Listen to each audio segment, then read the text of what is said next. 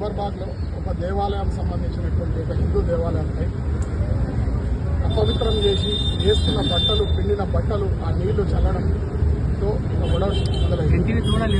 ఈ యొక్క దేవాలయం పైన అనేక సార్లు ఈ యొక్క ప్రక్రియ జరిగినప్పటికీ అక్కడ ఉండేటువంటి మందిరం ఉన్నటువంటి ఒక స్థానికులు ఎన్నోసార్లు కంప్లైంట్ ఇచ్చినటువంటి వారిపైన చర్య తీసుకున్నారు. అదే రకంగా ఈరోజు ఆ జరిగిన సంఘటనలో మనం అడిగినప్పుడు 25-30 మంది వచ్చి ఇంటి మీద దాడి చేసి మహిళలను చూడకుండా, వారు ప్రెగ్నెంట్ అనే అమ్మాయిని చూడకుండా విపరీతంగా కొట్టడం, రాళ్ళు రువ్వడము, ఇంటి మీద చంపేస్తామని బెదిరించడం. ఆ సంఘటన తెలుసుకోవాలన్నటువంటి మేము కార్యకర్తలమందరం కూడా, బీజేపీ కార్యకర్తలమందరం కూడా వారికి మద్దతుగా అదే రకంగా జరిగిన సంఘటన మీద యాక్షన్ తీసుకోమని పోలీసును అడగడానికి వచ్చింది. ఆ యొక్క సంఘటనను పోలీసు ఎవడైతే అక్యూజ్డ్ ఉండో వాడిని తీసుకొని పోలీసు పెట్రోలింగ్లో కూర్చొని పెట్టుకుంటే స్థానిక ఎమ్మెల్యే వచ్చి చట్టాన్ని అతిక్రమించి పోలీస్ పెట్రోలింగ్లో కూర్చున్నటువంటి ఒక అక్యూజ్డ్ని పట్టుకొని తీసుకొని వేయించాలో కేకలు తెచ్చాలో పోలీసు వాళ్ళని కూడా బెదిరించి తిట్టి పోయింది. తర్వాత మేము వచ్చి నిలబడ్డాము.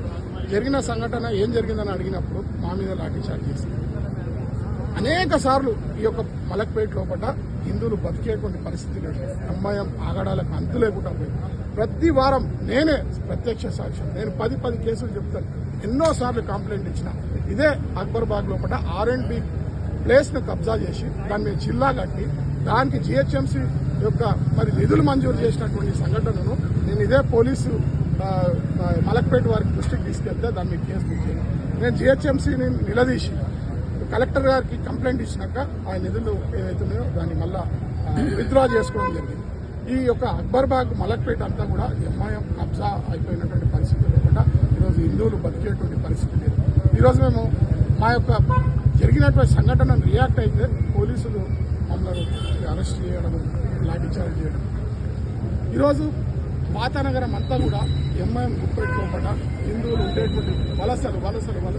ఈ అక్బర్బాగ్లో 85% హిందూ ప్రాబల్యం ఉంది. ఈరోజు 25% కూడా లేదు. ఓల్డ్ సిటీ అంతా కదిలిపోతుంది. ఈరోజు ఎంఐఎం మొత్తం కూడా హిందువులను దాడి చేసేటువంటి ఒక ప్రక్రియలో కూడా అనేక సందర్భాల్లో కూడా ఈరోజు ఒకవైపు పోలీసు దాడులు, ఒకవైపు ముస్లిం మా మీద ఎంఐఎం దాడులు.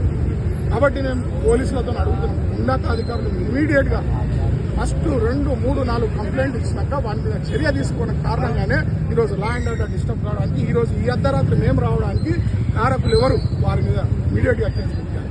ఉదాసీనత వైఖరి ఏదైతుందో, అపీస్మెంట్ పాలసీ ఏదైతుందో రాజకీయ నాయకులు చేసుకుంటారా? మీకు పోలీసు సమధర్మం పాటించాల్సినట్టు, పోలీసు సమన్యాయం చేయాల్సినట్టు పోలీసు పక్షపాతం వహిస్తే ఈరోజు ఎవరికి చెప్తారు?